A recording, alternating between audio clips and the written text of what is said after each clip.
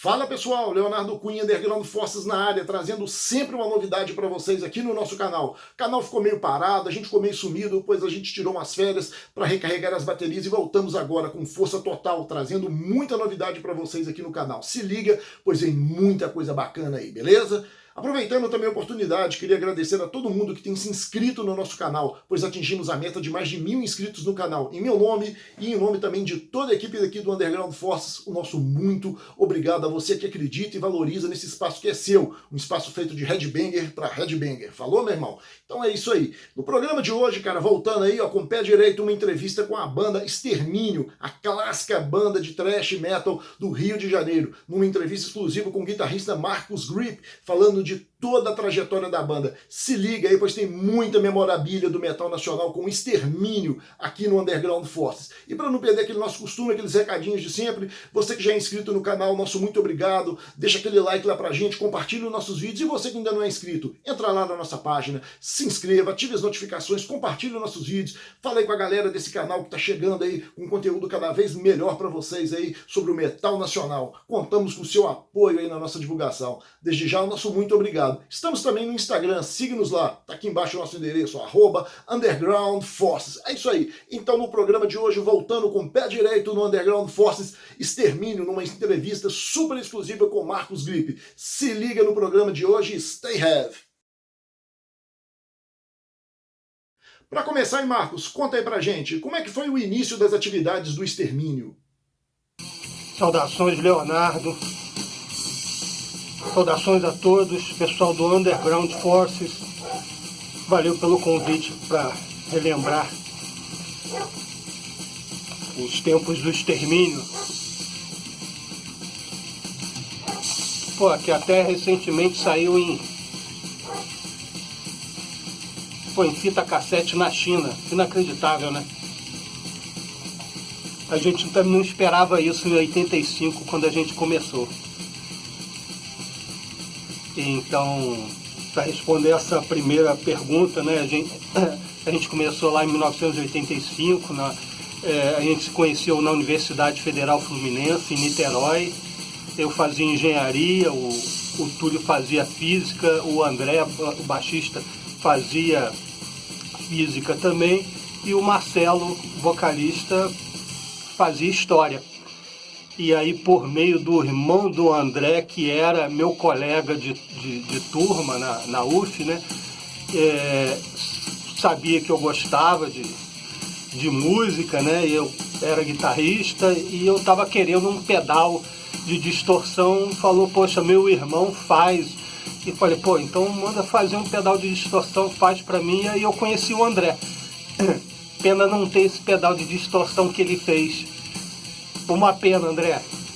Mas então aí a gente se conheceu, ele conhecia o Túlio, e aí fizemos uma experiência com um outro vocalista logo no início, né?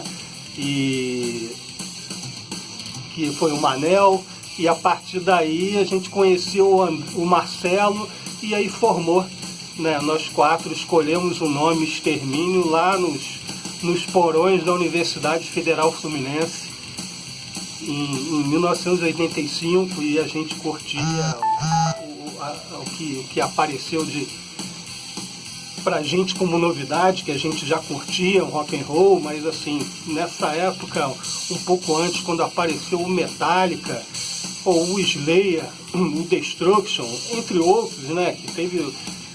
Nossa, aí vamos fazer uma banda, e aí escolhemos o nome e começamos a compor, né, as músicas que escolhemos que seriam em português, e aí a primeira foi o Grito, que primeira composição nossa, que saiu até na versão nova que saiu pela Cíncio em 2017.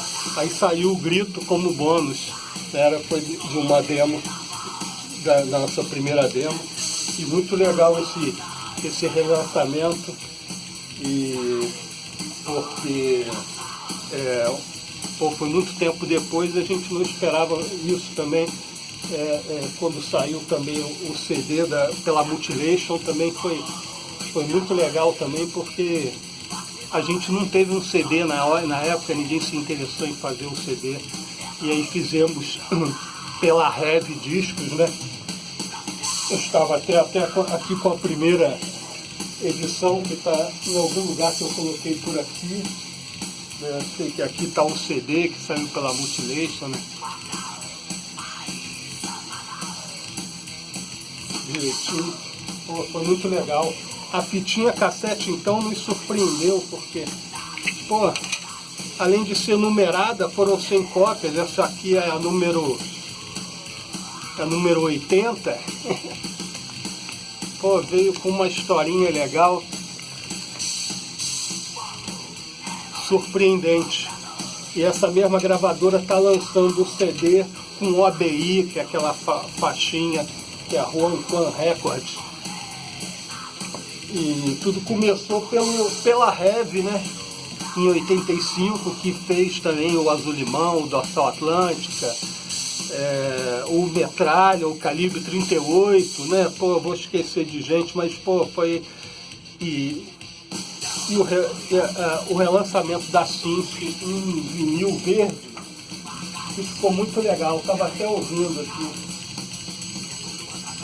Deixa eu ver se o meu gradiente aqui tá funcionando. Pô, ficou muito legal, sim. Vou colocar aqui de novo na picape, porque pra gente relembrar em breve. Mas foi isso. No início das atividades do Extermínio, vocês gravaram duas ótimas demotapes, 1964 e Brasil S.A., fazendo um ótimo thrash metal com letras em português. Fale mais sobre essas demotapes. Gravamos a primeira demotape em 1964, com 4 músicas, se não me engano, e logo depois a Brasil S.A., que tinha umas coisas diferentes também, e muito assim relacionado ao que a gente tinha recém, estava chegando ali próximo a 88, a gente estava vivendo uma outra época, né? Uma época depois daquela ditadura, então depois, por isso, muitas músicas com esses temas, né? O Marcelo fazia história na UF, então ele estava banhado de repertório para compor. O Túlio também escrevia, e sobre esse tema, né, sobre os temas que na época a gente julgava relevante, né, falar. Então essas duas demos que a gente fez, inclusive lá no Engenho de Dentro, no Serapis Bay, fizemos também lá em Niterói. Então foram lugares que foram berço dessas duas demotapes que estão no CD. Caramba, eu tinha esquecido de falar que, pô, eles junto com as tape deck, eles, pô, também fizeram uns patches made in China. Ó, que legal. Então, no CD da Mutilation saiu também essas demos de bônus. Então foi muito legal esse resgate, porque só tinha fita cassete. E nessa época a divulgação era para os zines, para os fanzines, né? Muito disso quem fazia era o Túlio, fez um trabalho, pô, de divulgação da banda que, pô, a gente não conseguia fazer, não sabia fazer. Ele tinha toda essa sociabilidade aí de tá conversando, mandando. Já em 1988, vocês gravam um debut álbum da banda Extermínio pelo selo carioca Heavy Discos. Fale mais sobre esse álbum e a sua gravação. Antes do disco, foram duas demos que, a partir do retorno que a gente teve desses zines, das pessoas que gostavam, e que a gente pôde apresentar para o Zé Newton na Heavy, que aconteceu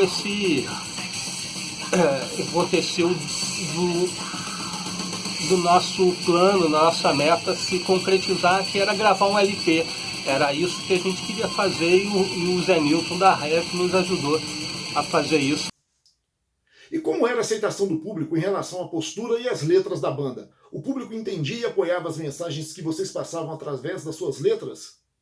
Então, com relação às letras da banda, né, as letras das músicas, né, esses créditos assim, são merecidos para o Marcelo e para o Túlio, e a gente contribuía no máximo com ideias, né, e o André sobre alguns aonde a gente podia ir, né, com as letras, mas eles se encarregaram disso aí belíssimamente, porque todas a gente curtiu. E tem outras, né, que não estão nem nas demos também, que desde que começou o Marcelo trazia as letras e a gente fazia as músicas, ou tinha as músicas, o Marcelo ia para casa e escrevia alguma coisa e trazia. Tem muita coisa ainda que ainda tá guardada sobre isso. Então, muita gente curte mesmo, assim, o que foi as letras, né? Tem muita coisa que está atualíssima ainda.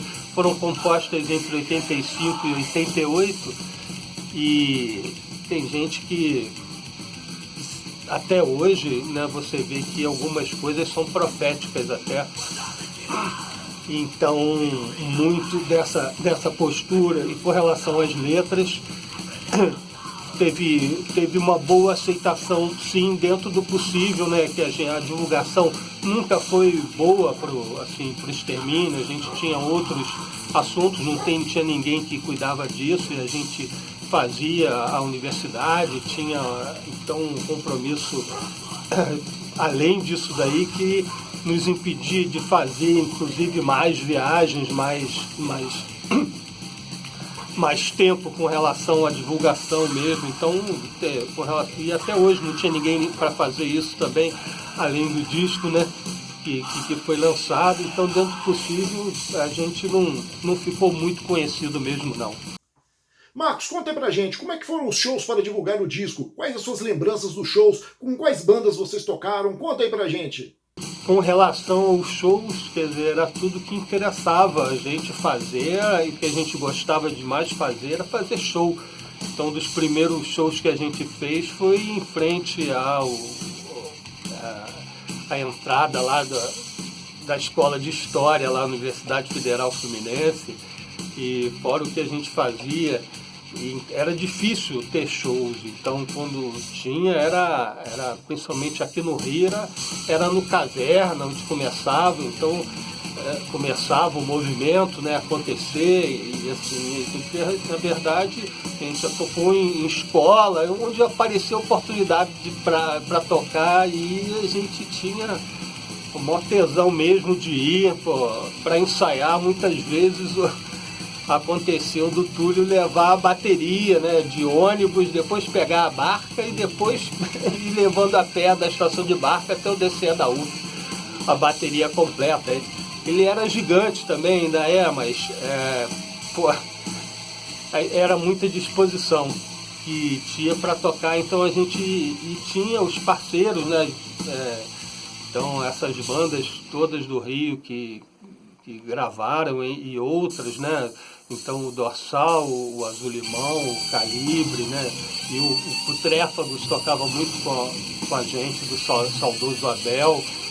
E tinham Tubarões Voadores também, que assim, eram assim, um grupo, e ainda tinham as bandas de São Paulo, com Corsos, Via. A gente já chegou a tocar com Corsos, no Made in Brasil, no Circo Voador, que também era ponto para estar lá, as bandas pesadas, né?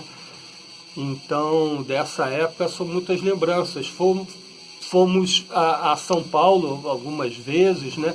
E a Curitiba também, pelas lembranças, mas não era fácil tocar o som que a gente tocava, não, em todas essas bandas, né? Assim, o preconceito era forte, mas vamos à luta, e fomos à luta. Qual era a visão nas abordagens políticas, sociais e até filosóficas? E quais os pensamentos que vocês queriam expressar através de suas letras? Então, com relação às abordagens, né, políticas, sociais, filosóficas, era o que a gente achava legal de fazer. E, assim, como falei, o Marcelo que fazia história, e a gente mesmo na universidade, diversas discussões nessa época, que realmente a gente estava de mudança, né, de retornar a ter os direitos, né, que foram suprimidos durante um tempo. Então essas abordagens políticas eram o que estava em pauta, principalmente para quem estava na universidade, como nós, né? E o Marcelo que fazia história também sabia, ainda tinha o talento de colocar o vocal como ninguém. Sou fã, Marcelo, então sou suspeito para falar. Então era isso que a gente queria estar falando mesmo.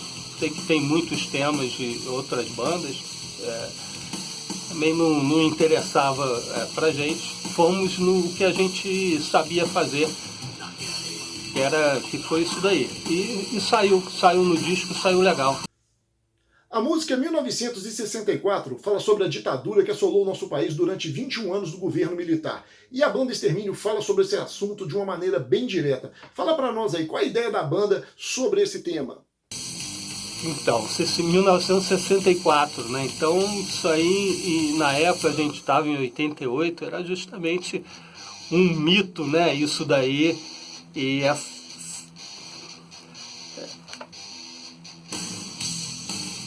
então, esse tema mais pesado, que eu compus em casa, levei para o Marcelo, o Túlio, que veio com essa letra é do Túlio. Essa letra é do Túlio Bombino, batera. Vamos ver o que está aqui no encarte oficial, para relembrar. Marcos Gripe, Túlio Bombino. Túlio Bombino, você que fez essa letra de 1964, você tinha que explicar ela direitinho, mas assim, ela já, assim, a letra já diz, né? Já diz tudo. E esse tema mais Celtic Frost, né, que a gente ouvia também, sem falar do Black Sabbath, né? Mas assim, vou lembrar do Celtic Frost, que você perguntou de bandas da época e tudo mais. Então a gente ouviu o Celtic também. Então essa música diz um pouco disso, tanto dessa época maligna, né? Mas também ao som do hino Torturam e Matam.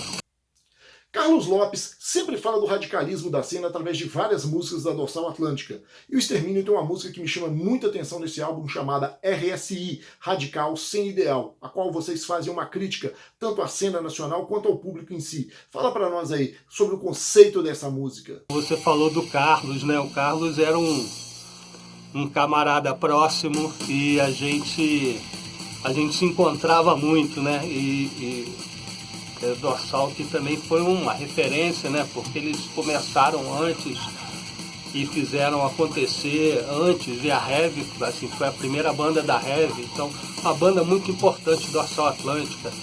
E o Carlos, né?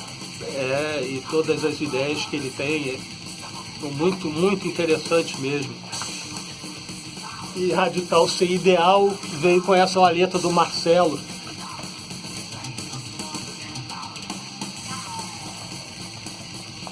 Julgam falsos os verdadeiros.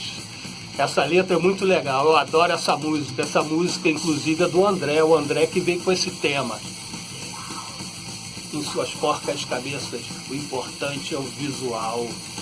E essa música o Marcelo me falou depois do porquê, né? Ele foi pegar o ônibus, e pegou o ônibus, e dentro do ônibus estavam dois amigos, né, na época, que andavam juntos, né? Não vou citar os nomes, mas assim, eram típicos metal, né? E assim, o Marcelo estava na onda, estava na universidade, estava assim, vestido assim normalmente, né? E assim, ele percebeu que os dois não deram muita atenção para ele no ônibus, né? Por conta disso daí, dele estar vestido normal e não estar de preto ou de camisa de banda, né? Que ele também gostava, usava, mas... E aí ele escreveu essa letra muito maneira, que é Radical Ser Ideal. E assim, radicais, né? Assim, ser ideal realmente é uma coisa lamentável. Ele escreveu muito bem. Eu adoro essa música. Até que finalmente o álbum se encerra com a ótima música intitulada Will Robinson, que por sinal tem uma letra absurda, simplesmente fantástica. Qual a relação de Will Robinson da série Perdidos no Espaço com a música desenvolvida por vocês? Então, Will Robinson, né? Pô, Will Robinson realmente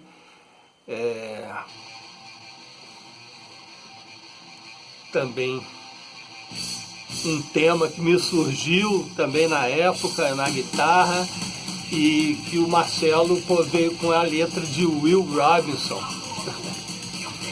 Então, realmente, assim, na época nossa, Perdidos no Espaço foi uma série, né, que todos assistiram, né? Então, ele uniu essa ideia do perdido no Will Robinson, Lost in Space, com as pessoas em geral também, né?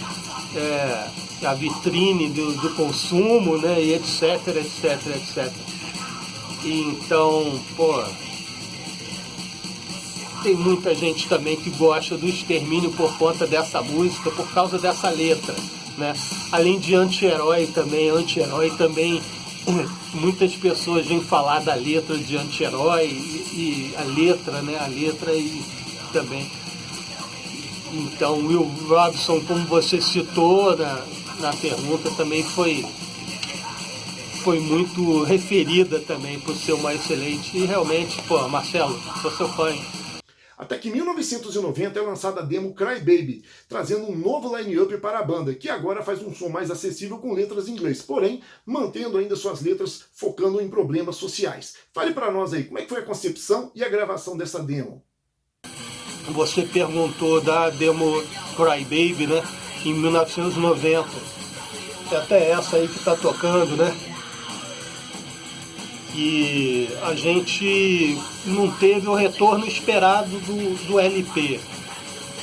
E assim, a gente imaginou um pouco que tivesse sido por conta de ser em português, o Sepultura, o Corsos tinham uma projeção boa, cantavam em inglês, conseguiram atuar lá fora, então a gente partiu com essa ideia também de compor em inglês. E o Marcelo também tinha um bom conhecimento da língua e conseguia pensar, né, e compor os temas sociais que fazem parte da demo Cry Baby, né, que tem 6 músicas, né, e então a gente resolveu investir no inglês e assim, com um tema um pouco mais trash, mais marcado. Então a gente queria fazer um pouco mais, como você falou, né? Um som mais acessível, assim. Mas a gente foi nessa linha. O Túlio teve que sair por diversos problemas, então a gente ficou sem baterista. E a gente chamou um amigo na época, baterista de Friburgo, que era o Pijama, e ele gravou essa demo conosco. A gente tinha uma relação grande com Friburgo, a gente tocou muito em Nova Friburgo, que é uma cidade próxima do Rio de Janeiro, a Serra, né? Hoje em dia eu moro em Friburgo já há 15 anos, e nessa época a gente, além das bandas, tinha lugar para tocar em Friburgo. Tocamos no aniversário da cidade já em Friburgo. Nesse aniversário da cidade em Friburgo, nessa época, a gente tocou com o Túlio ainda, né? O André que não pôde tocar, e a gente chamou um baixista amigo nosso, o Bolão, que começou a banda que eu tinha também, que era o Destroyer, e ele tocou com a gente esse dia. E nesse dia tocou uma banda antes, tocando cover, tocaram Lulu Santos, e o guitarrista estava com essa Flying V aqui, e eu com uma Kramer, bonita também, mas eu fã do Michael Schenker e do UFO já há um tempo, né? O Kirk Hammett também usava Flying V, eu queria ter uma Flying V, e a gente trocou, ele quis trocar e gostou da minha guitarra, eu tô com ela aqui até hoje. De 83, essa Flying V, com a alavanca Kahler Gibson, pô, maravilhosa. E então foi nesse show com o Extermínio que a gente consegui ter depois essa companheira de trabalho, esse instrumento aí, que inclusive eu gravei todo a demo, Cry Baby com ela, né? E o Cry Baby, que é o pedal que eu sempre usei muito, usava muito e continua, foi o tema, né? De ser tão fã do pedal que a gente deu o tema para essa demo de Cry Baby.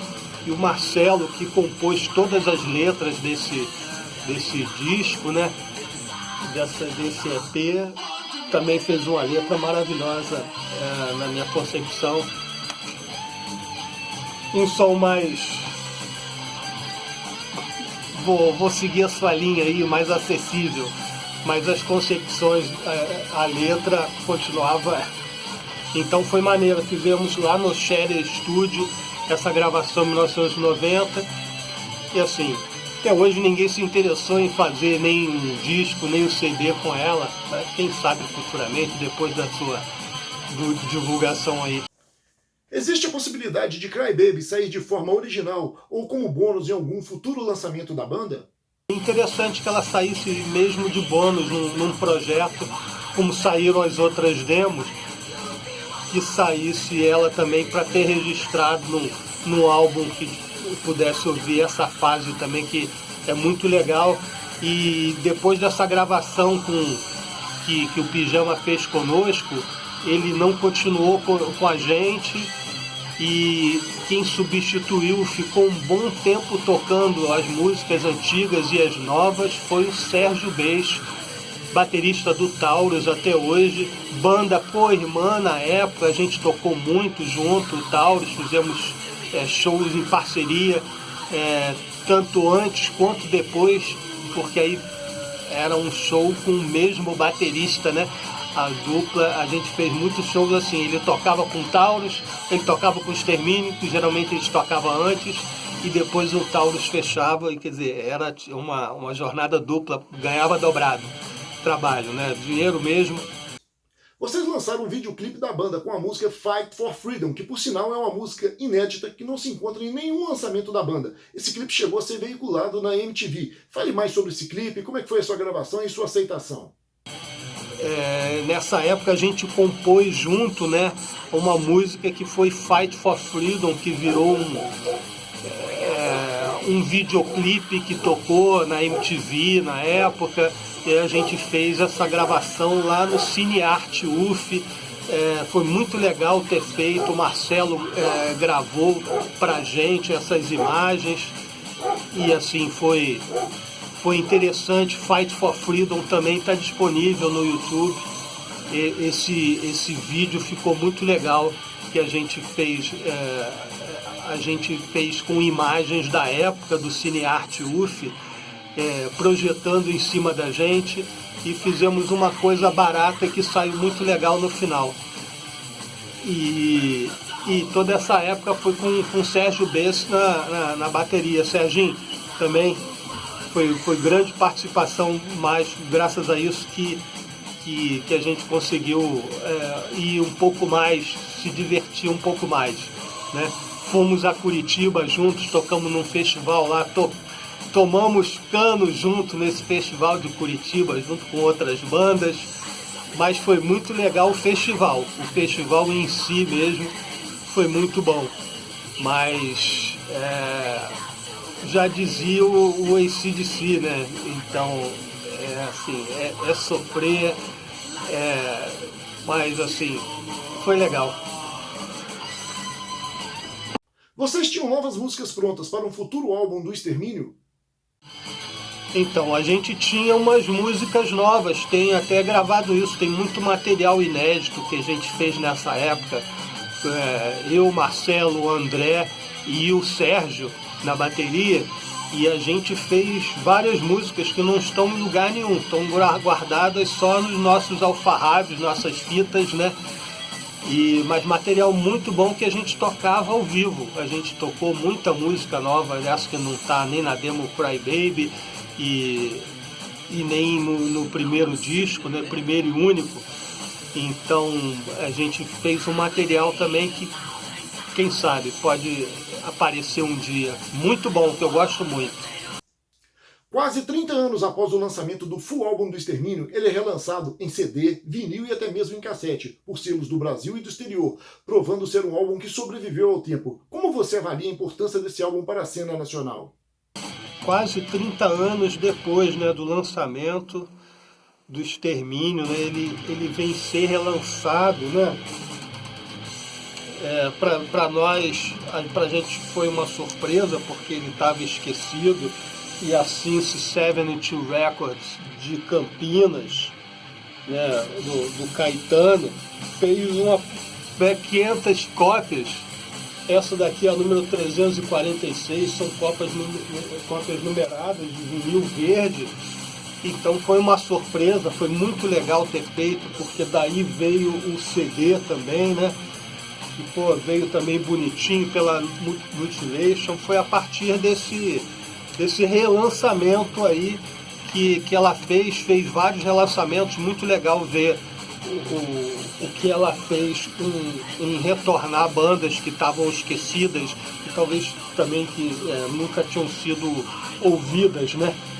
E por conta disso veio o interesse da gravadora chinesa para fazer a fita cassete, coisa que a gente fazia manualmente lá na época, né, para as demos. Retornou, essa aqui é a número 75, e também o lançamento do CD pela Ruancon Records, que já foi lançado lá, está a caminho, a gente vai receber, né, as cópias com o OBI, que é aquela faixinha, né, e vem com a demo Brasil SA de bônus, e vem todo o material em chinês, né? Então a gente tá finzão de receber aí, para ter mais essa lembrança guardada. Vamos receber algumas cópias aí. Então, assim, julgo que de certa forma houve uma repercussão boa. O álbum, assim, de certa forma agradou um público, porque a gente realmente fez com muita vontade de fazer som pesado mesmo, de falar o que a gente estava sentindo na época. E não sei se a gente deixa um legado, mas assim, é uma honra ver muitas vezes o disco do Extermínio junto com outros discos de bandas clássicas também, e tá ali alguém com material. Então, assim, ele foi importante de certa forma, e acho que foi diferencial em termos da temática que foi desenvolvida ali com relação às letras, né? O som era mesmo o que a gente queria fazer e que ouvia, né?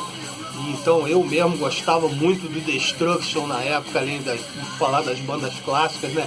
Não vou citar aí Hendrix, Michael Schenker, Tony Iommi, Angus Young, né? Santana, guitarristas, Robin Trower, que fizeram minha formação acontecer, muitos outros. Eu tenho meus vinis até hoje, minhas fitas cassete, todo esse material da década de 60, 70. Vou nem citar Beatles aqui, mas assim, essa época, quando apareceram, ouviram o Destruction e outros, o Slayer, o Metallica de 85 e diante, essa época do thrash, do início do thrash, foi muito legal.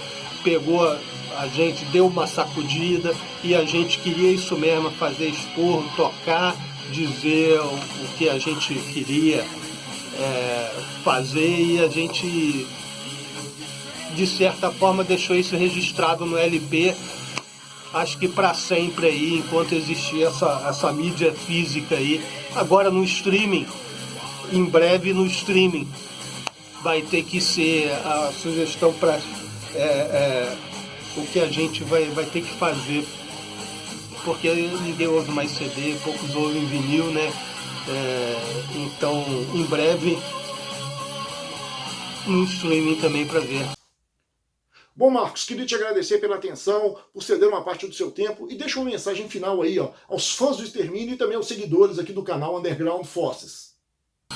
Eu que assim agradeço pelo convite aí, pela lembrança de ter chamado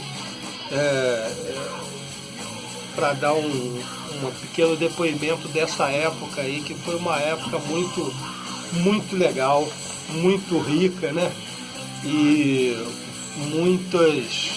muitas ilusões também, mas muito aprendizado. Alguma coisa foi deixada, acho que ficou registrado sim, senão a gente não ia estar nem hoje fazendo esse encontro aí e mostrando um pouco dessa história. Tem história pra caramba pra falar, não dá pra lembrar de tudo e assim rápido, dessa forma assim que a gente possa tá falando, você retrucando, fazendo uma pergunta em cima do que eu falei, né?